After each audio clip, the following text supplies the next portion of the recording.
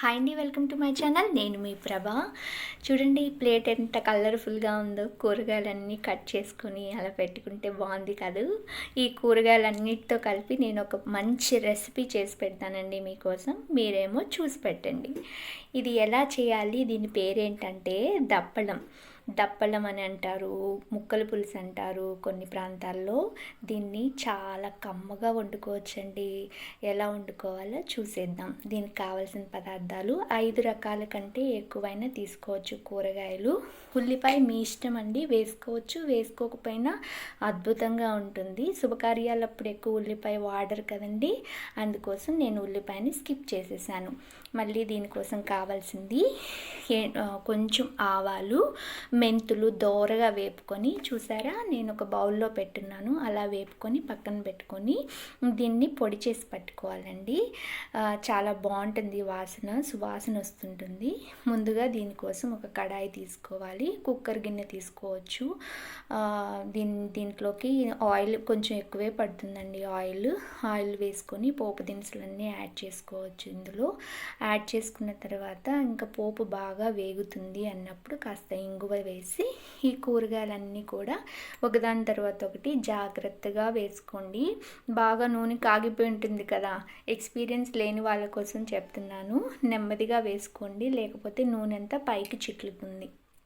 ఒక్కొక్క కూరగాయ వేసుకుంటూ అట్లా ఫ్రై చేసుకుంటూ అన్నీ వేసుకున్నాక కాస్త ఉప్పు యాడ్ చేసుకోండి. దీనికి ఉప్పులో అయితే త్వరగా ఈ కూరగాయలన్నీ మగ్గిపోతాయి, అందుకని ఇప్పుడైనా యాడ్ చేసుకోవచ్చు. మీరు పులుసు అంతా అయిపోయిన తర్వాత అయినా ఉప్పు యాడ్ చేసుకోవచ్చు అండి.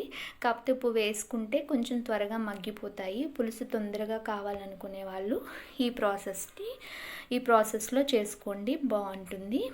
ఉప్పు పైన చల్లుకోవాలి. దీనికోసం నేను ఆల్రెడీ చెప్పాను కదండి,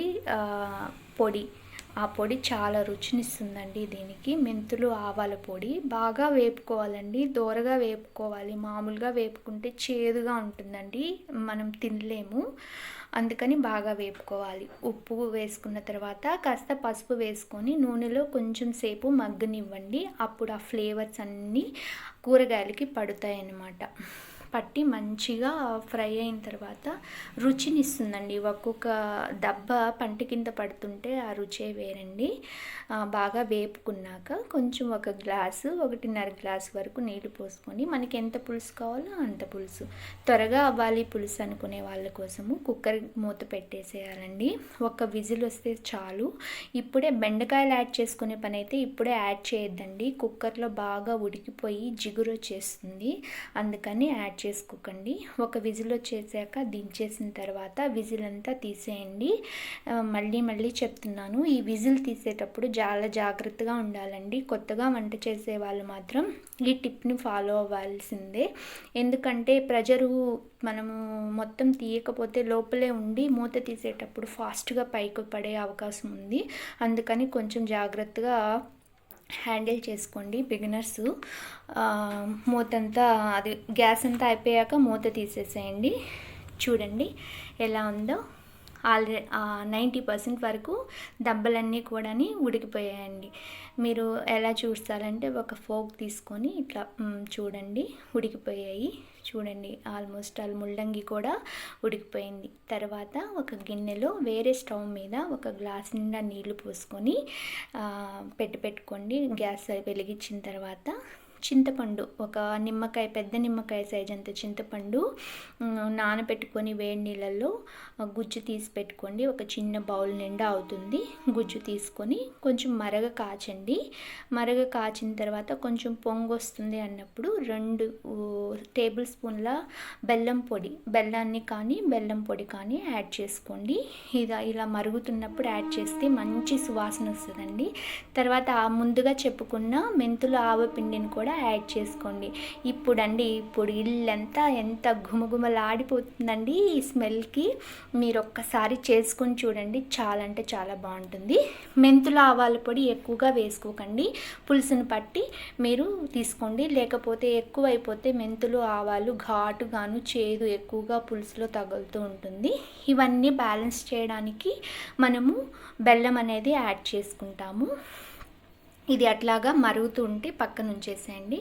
ఇప్పుడు మనము నీళ్ళు ఏమైనా పులుసులో తగ్గాయని చూసుకొని, ఒకవేళ తగ్గినట్లయితే ఒక హాఫ్ గ్లాస్ వరకు నీళ్లు యాడ్ చేసుకుంటాము. ఎక్కువ యాడ్ చేసుకోకండి. ఆల్రెడీ మనము బెల్లము పొడి వేసుకున్న నీళ్లు ఉన్నాయి కాబట్టి ఎక్కువ యాడ్ చేసుకోకండి. నీళ్లు మాత్రం చూసుకొని యాడ్ చేసుకోండి, లేకపోతే పులుసు ఎక్కువైపోద్ది. ఈ స్టేజ్లో బెండకాయలు వేయాలండి, లేదంటే జిగురు వచ్చేసి పులుసు అంత బాగుండదు. ఇప్పుడు బెండకాయలు వేసి కొంచెం కలయి పెట్టుకోవాలి. చూడండి, బెండకాయలు వేస్తున్నాను ఇక్కడ. పులుసు మరుగుతున్నప్పుడే బెండకాయలు, ఇంకా పులుసు యాడ్ చేయలేదు కదా, ఈ దబ్బలన్నీ మరుగుతున్నప్పుడే నీటిలో ఈ బెండకాయలు యాడ్ చేసుకోండి. ఈ బెండకాయలు యాడ్ చేసుకున్నాక కొంచెం సేపు అట్లా మూత పెట్టకుండా మగ్గనిచ్చేసేయండి. బెండకాయలు బాగా మగ్గుతూ ఉన్నప్పుడు కారం ఒక 2 టేబుల్ స్పూన్స్ వరకు కారం పడుతుంది. కారము ఉప్పు బాగా పడుతుందండి దీనికి, ఎందుకంటే పులుసు కదా, మనం పులుపు యాడ్ చేస్తుంటాం కాబట్టి బాగానే ఎక్కువగా పడతాయి. మీ రుచిని బట్టి మీరు యాడ్ చేసుకోండి. ఎక్కువ కానీ తక్కువ కానీ మీ ఇష్టం అది. ఉప్పు కారాలు మాత్రం జాగ్రత్తగా యాడ్ చేసుకోండి. తర్వాత బాగా కలిపి పెట్టుకోవాలి. కలిపి పెట్టి కొంచెం మరగనివ్వాలండి. ఒక 5 మినిట్స్ వరకు మరగనిచ్చినప్పుడు, బాగా మరుగుతుంది పులుసు అన్నప్పుడు ఆల్రెడీ మనము మరిగించుకున్న చింతపండు పులుసు, బెల్లము పొడి కలుపుకున్న, ఆవమెంతి పిండి కలుపుకున్న పొడిని, నీటిని దీంట్లో యాడ్ చేసేసేయండి. అంతే అండి, దప్పలం రెడీ అయిపోయింది. చూడండి ఎంత బాగుందో, చూడ్డానికి ఎంత బాగుందంటే ఇంక తింటే ఎంత బాగుంటుందో. ఏదైనా ఉప్పులు కారాలు తగ్గితే బ్యాలెన్స్ చేసుకోండి. ఇది మరుగుతున్నప్పుడు అండి ఇల్లంతా అంత సువాసన వస్తుందండి. ఇందులోకి పెసరపప్పుతో చేసినటువంటి ముద్దపప్పు ఉంటుందండి.